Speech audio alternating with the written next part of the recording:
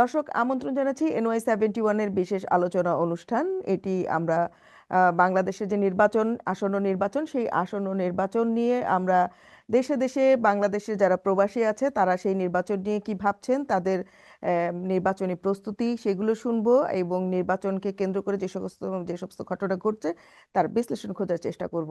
তো আজকে আমাদের অতিথি আছেন, সৌদি আরব থেকে যুক্ত হয়েছেন শফিকুল ইসলাম।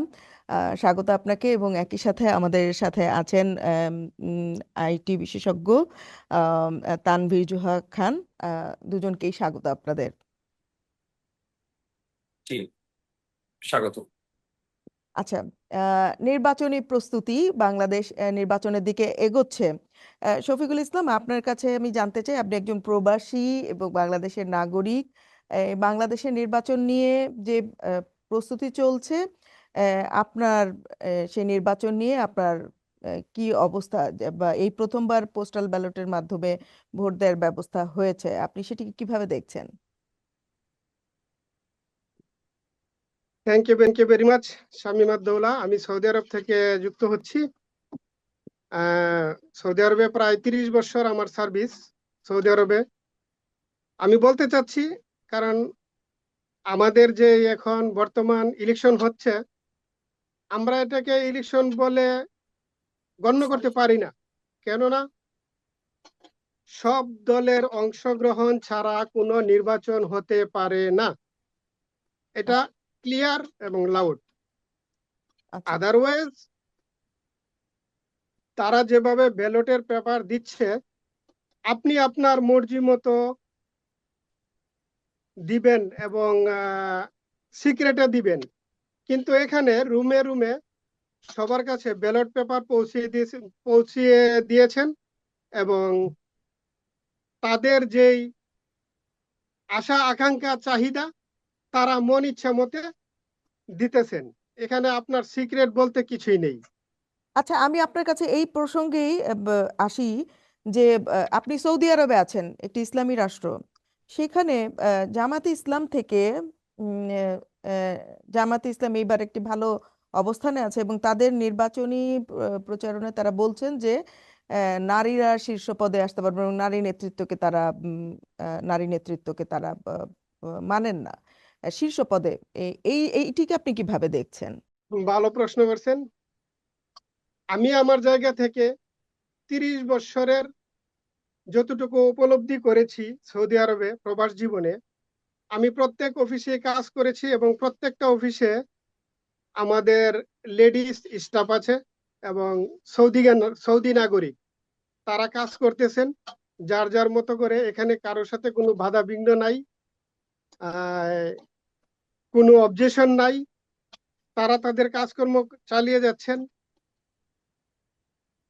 সুষ্ঠু শৃঙ্খলাভাবে, কোনো সমস্যা নেই। কোনো সরকার আরো এখানে উৎসাহ দিচ্ছেন চাকরি করার জন্য, জব করার জন্য। তো আমার বোধগম্য হচ্ছে না বাংলাদেশে কেন নারী জব করতে পারবে না এবং তাদের আশা আকাঙ্ক্ষার প্রতিফলন ঘটাতে পারবে না। আই ডোন্ট নো দ্যাট, এটা তাদের ব্যাপার। সেটি আপনার কাছেও মানে যৌক্তিক মনে হয়নি? তানভীর জোহর খান, আপনার কাছে আসছি। আমাদের এখানে একজন নারী বক্তা থাকবার কথা ছিল, তো আনফরচুনেটলি আমরা এত রাতে কানেক্ট করতে পারিনি। আপনার কাছে জানতে চাই যে গত কয়েকদিন ধরে আলোচনা হচ্ছে যে জামায়াত ইসলামের আমিরের এক্স অ্যাকাউন্ট থেকে একটি পোস্ট করা হয়েছিল এবং পরবর্তী সেটি নিয়ে যখন এখনো পর্যন্ত উত্তাল, সেই সময় আবার সেই পোস্টটি সরিয়ে দেওয়া হয়েছে এবং বলা হয়েছে যে এটি হ্যাক হয়েছিল। তো আপনার কাছে এটি জানতে চাই, এই হ্যাক প্রসঙ্গটি আপনি যে দেখুন, হ্যাক তো একটা কগনিজেবল অফেন্স। জি। এবং হ্যাক, যে কোনো হ্যাকই আপনি সাদা মাঠা দেখতে পারবেন না। আমাদের দুটো সত্তা, একটা হচ্ছে ফিজিক্যাল সত্তা, আরেকটি হচ্ছে ডিজিটাল সত্তা। তো ফিজিক্যাল সত্তাকে আমরা ফৌজদারি কার্যবিধি দ্বারা আমাদেরকে নিয়ম কানুন করা হয়েছে। যেমন আমরা ইভটিজিং করি, চুরি করি, ডাকাতি করি, ছিনতাই করি, এগুলোর জন্য আমাদের আলাদা একটা আইন আছে। তেমনি ডিজিটাল সত্তা, যেটাকে আসলে রিপ্রেজেন্ট করে ফিজিক্যাল সত্তার থেকেও ডিজিটাল সত্তা অনেক গুরুত্বপূর্ণ, আমরা বিভিন্নভাবে দেখেছি। তো সেখানে আপনারা দেখেন যে ডিজিটাল সত্তাটাও আমাদের সাইবার অধ্যাদেশ আইন, নিরাপত্তা অধ্যাদেশ আইন এবং আমাদের অধ্যাদেশ এবং তথ্য যোগাযোগ প্রযুক্তি আইন, এই দুটো জিনিস দ্বারা আমাদের আবদ্ধ। তো এত বড় একটা দুর্ঘটনা ঘটে গেল, তো ঘটনার পর এটা কিন্তু একটা জিডি করলে কিন্তু সমস্যাটা অনেক ক্ষেত্রে সমাধান হচ্ছে না, এই কারণ এটা আসলে মামলা করা উচিত ছিল। নিজেদের স্বচ্ছতা এবং সামগ্রিক বিষয় বোঝার জন্য এটা মামলা করা উচিত ছিল। মামলা করলে পরে একটা ডিভাইস জব্দ হতো এবং পূর্ণাঙ্গভাবে পুলিশ কিন্তু তদন্তের ক্ষমতা পেত এবং আলটিমেটলি একটা জায়গায় পৌঁছাতো। এখন জিডির কিন্তু অনেক লিমিটেশন আছে। জিডি একটা আইনি অবকাঠামো, কিন্তু তারপরও জিডির কিন্তু কিছু লিমিটেশন আছে। জেনারেল ডায়েরি এটা কিন্তু কোর্টের পারমিশন নিয়ে এই ব্যাপারটি আসলে তদন্ত করতে হয়। তো সেক্ষেত্রে যেহেতু ব্যাপারটা অত্যন্ত গুরুত্বপূর্ণ এবং আমাদের যেহেতু এটা একটা রাজনৈতিক টার্নিং পয়েন্ট, অনেকে বলছে রাজনৈতিক স্কোর হচ্ছে, উদ্দেশ্য প্রণীত ভাবে এটা হ্যাক হচ্ছে বা হ্যাক বলার চেষ্টা করা হচ্ছে বা যেটাই হোক না কেন। তো সেক্ষেত্রে এটা কিন্তু মামলা করাটা সবচেয়ে গুরুত্বপূর্ণ বিষয় ছিল। এবং যখন জিডিটা এন্ট্রি হয়, বাংলাদেশ পুলিশ এর সাইবার ক্রাইম ডিপার্টমেন্টের অবশ্যই এটাকে আমলে এনে পাশাপাশি ডিভাইসটা জব্দ করে ফরেনসিক করা দরকার ছিল, কারণ এটা অত্যন্ত একটা স্পর্শকাতর বিষয়। এবং বাংলাদেশের রাজনৈতিক ইতিহাস যদি আমরা পর্যালোচনা করি, এই যে অনলাইন এর যে বিষয়টি আসলো, সেটা হোক হ্যাকিং অথবা হ্যাকিং না, পারস্পরিক ভাবে যত আমরা অনাস্থা প্রকাশ করি না কেন, এই জিনিসটি অত্যন্ত গুরুত্বের সাথে তদন্ত করা দরকার ছিল। এবং পাশাপাশি এক্স এর যে কর্তৃপক্ষ, তাদের সাথে যোগাযোগ করার প্রয়োজন ছিল। হয়তোবা এতক্ষণ যোগাযোগ হয়েছে কিনা জানি না, এবং লিগ্যাল চ্যানেলে যোগাযোগ করার মাধ্যমে জিনিসটি আসলে সমাধান করা উচিত ছিল। তো আসলে সময়ের সাথে সাথে এভিডেন্সও কিন্তু ব্লার হয়ে যায় সূর্যের আলোর মতো। সময় যত যাচ্ছে ততই কিন্তু এই জিনিসটির মূল প্রকৃত সত্যটি থেকে কিন্তু আমরা অনেক দূরে চলে যাচ্ছি। হতেই পারে এটা একটা হ্যাক, বিশ্বে হ্যাকিংটা সবসময় ঘটে থাকে, কিন্তু যতক্ষণ না এটা একটা গ্রহণযোগ্য তদন্ত রিপোর্ট জনসম্মুখে না আসবে, সেটা অবশ্যই যাদের বিরুদ্ধে অভিযোগ তাদের দ্বারা তদন্ত রিপোর্ট নয়। এটা বাংলাদেশ পুলিশ অথবা তার ডিভাইস নিরপেক্ষ একটা সংস্থা যতক্ষণ না এটা তদন্ত করে না বের করছে, ততক্ষণ ধরে আসলে এই কথাটা আসলে তর্ক বিতর্ক চলবে, অনাস্থা চলবে, এটি স্বাভাবিক এবং এটি হচ্ছে। পাশাপাশি আরেকটা বিষয় বলতে চাই, সেটি হচ্ছে একটা ইমেল অ্যাড্রেস সংযোজনের বিষয় এসেছে এবং সেশন হাইজ্যাকিং এর বিষয়টি বলা হচ্ছে। তো যে ইনভেস্টিগেটর, যে আইটি এক্সপার্ট আসলে সেশন হাইজ্যাকিং নিয়ে কথা বলছেন এবং সরকারি একটা ইমেল সংযোজন করার যে অভিযোগটি উনি দিচ্ছেন, সেশন হাইজ্যাকিং এর ক্ষেত্রে কিন্তু ইমেল অ্যাড্রেস সংযুক্ত করার মতো কোনো স্কোপ নেই। তো সেক্ষেত্রে হয় এটা সেশন হাইজ্যাকিং হয়েছে অথবা ইমেল অ্যাড্রেস আলাদাভাবে সংযুক্ত হয়েছে, দুটোর মধ্যে যে কোনো একটি।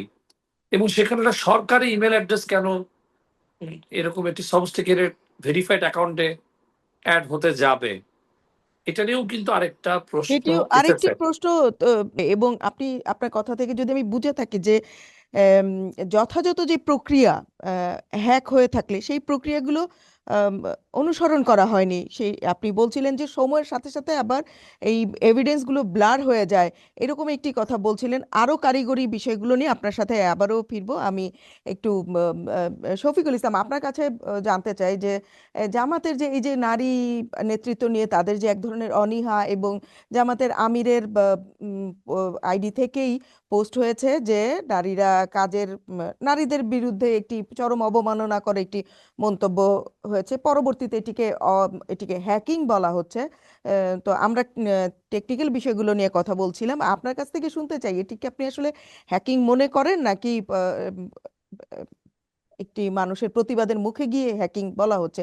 এটি আপনার সাধারণ আইডিয়া থেকে বলবেন।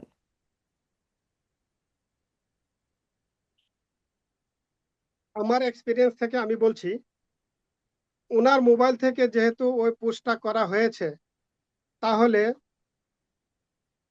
অন্য কেউ হ্যাকিং এর ব্যাপারে এখানে ইনভলভ করাটা ভেরি ডিফিকাল্ট, ইনভলভ হওয়াটা ভেরি ডিফিকাল্ট। উনি শুধু ওনার মুখ ঢাকার জন্য, ওনার ক্যারেক্টার দাপাচাপা দেওয়ার জন্য জনসম্মুখে গিয়ে উনি এই কথাগুলি বলছেন। আবার আবার নারী নেত্রীরা, জামাতের নারী নেত্রীরা আবার কিন্তু প্রকাশ্যে এসে সাংবাদিকদের সাথে আবার একই কথা বলছেন, বলছেন যে এই পোস্টটি করা হয়নি, আবার একই কথা বলছেন কিন্তু যে যে আমরা নারীরা মেনে নিয়েছি যে শীর্ষ পদে নারীরা আসবে না। এগুলো কি আসলে, এসব এই জিনিসগুলো থেকে আপনার কি মনে হয়? কি বলবো, এই এট ফার্স্ট মাই লাইফ আমার এই স্টোরি আজকে আমরা দেখতে পাচ্ছি।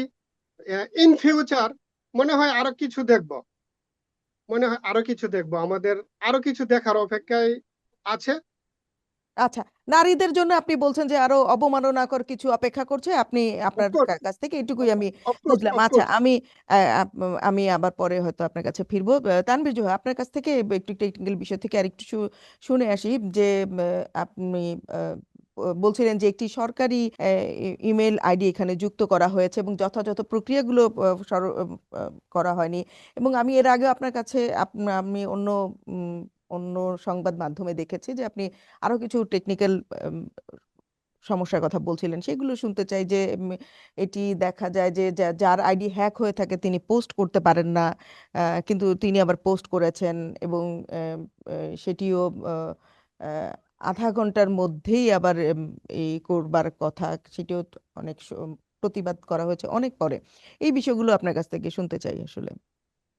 আচ্ছা দেখুন, আমার দীর্ঘ আমি আহ, প্রায় 14 বছর আমি আইসিটিতে নিয়ে কাজ করছি এবং অনেক আইডি হ্যাকিং হয়েছে, আমি রিকভার প্রসেসের সাথে যুক্ত হয়েছি। আমার এই মুহূর্তে আমার মনে পড়ে মোটামুটি শত না হলেও শতর কাছাকাছি আইডি আমি রিকভার এই প্রসেসের সাথে যুক্ত। তো যে বিষয়টি বলতে চাই সেটা হচ্ছে রিকভার প্রসেস করতে গেলে মেল করসপন্ডিং হয় এবং সেখানে কিন্তু ন্যূনতম 24 থেকে 72 ঘন্টা পর্যন্ত সময় লাগে এবং একটা photo ID verification, 2 factor authentication এবং নতুন করে সবকিছু গুছিয়ে পাসওয়ার্ড পরিবর্তন করেই কিন্তু আসলে আইডিটি আপনার দখলে আসে। তো এক্স যেহেতু ফেসবুকের মতো না, এটা হয়তো ধরেই নিলাম একটু ফাস্ট, তারপরও আমরা অফিসিয়াল যে সকল ব্লগ আছে সব জায়গাগুলোতে আমরা অ্যানালাইসিস করে দেখেছি যে সাধারণত 24 থেকে 72 ঘন্টা, ক্ষেত্র বিশেষে 3 থেকে 7 দিন, ওর্স্ট কেস সিনারিওতে 15 থেকে 16 দিন পর্যন্ত লাগে রিকভার প্রসেস। এখন যে বিষয়টা হচ্ছে যে এই স্বাভাবিক সময়সীমা কিন্তু নেয়নি, তারা খুব দ্রুতই এটা রিস্টোরেশন করেছেন। তো রিস্টোরেশন করার পর পরবর্তীতে আবার একটি সরকারি ইমেলকে ওনারা আসলে ব্লেম করছেন। তো সেই সরকারি ইমেলটা আসলে কার এবং কেন সেই সরকারি ইমেলের বিষয়টি আসলো সেটাও কিন্তু খতিয়ে দেখার বিষয় আছে। তো এক্ষেত্রে আসলে বাংলাদেশ পুলিশের ডিবি হয়তোবা কাজ করছে, তবে জিনিসটা হচ্ছে দ্রুততম সময় করা উচিত। এবং আমার সবসময় একটি পরামর্শ ছিল এই সংশ্লিষ্ট বিষয় আসলে মামলা করলে যা মানে অভিযুক্ত ব্যক্তির তার অবস্থানটা কিন্তু অত্যন্ত সুস্পষ্ট হতো, যেটা কিনা এরকম একটা মারাত্মক একটি অফেন্সে জিডি করলেই কিন্তু জিনিসটা মানে আসলে আইনি গতিপথ শেষ পর্যন্ত কোথায় যে থামবে এ ব্যাপারে কিন্তু আইনের গুরুত্বর দিক থেকে কিন্তু একটা বিষয় থেকে যায়। আমি এটুকু বলে আমার বক্তব্য শেষ করব, সেটা হচ্ছে যে সরকারি ইমেইলের বিরুদ্ধে তারা যে অভিযোগটা আসছে সেই ইমেলটা কি আদেও ওখানে সংযোজিত হয়েছিল কিনা। যদি সেই ইমেলটা সেখানে সংযোগ থেকে থাকে তাহলে সরকারি সেই ইমেলে একটা নোটিফিকেশন আসবে যে আপনার ইমেল অ্যাড্রেস XYZ এর অ্যাড্রেস অ্যাড হয়েছে। তাহলেও কিন্তু ওই এন্ডিং থেকেও জানতে পারবো আমরা যে আসলে ঘটনাটা হ্যাকিং হয়েছে কি হয়নি। পুরো বিষয়টাই কিন্তু ওই পর্যন্তই যায়নি এবং যার ইমেল অ্যাড্রেস ব্যবহার করা হয়েছে উনিও জানেন না বিষয়টা কি হয়েছে। আমারও সরকারি ইমেল আছে, এখন আমার সরকারি ইমেলে যদি অন্য কোনো সোশ্যাল মিডিয়া অ্যাকাউন্টে আমি কিংবা কেউ ষড়যন্ত্র করে যদি অ্যাড করে থাকে তাহলে তো আমার ইমেলে একটা নোটিফিকেশন আসবে, your email address has been added on this issue. তো সেরকম কোনো নোটিফিকেশনের খবর আমরা পাইনি, তাহলে ইমেল অ্যাড্রেসটা কোথা থেকে এলো সেটাও একটি বিষয়। আশা করি পুলিশ তার দীর্ঘদিন অভিজ্ঞতার আলোকে অত্যন্ত গুরুত্বের সাথে এই বিষয়টি তারা তদন্ত করে সত্য জিনিসটা আসলে প্রতিষ্ঠা করবে। ধন্যবাদ।